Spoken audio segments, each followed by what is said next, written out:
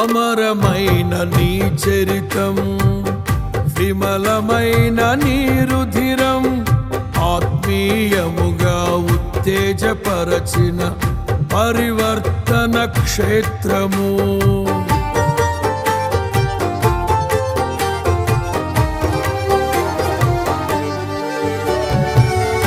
అమరమైన నీ చరితం, విమలమైన నీ రుధిరం, ఆత్మీయముగా ఉత్తేజపరచిన పరివర్తన క్షేత్రము.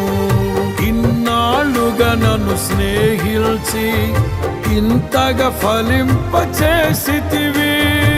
ఈశ్వర సంపదనంతటితో అభినయించినే పాడెదను.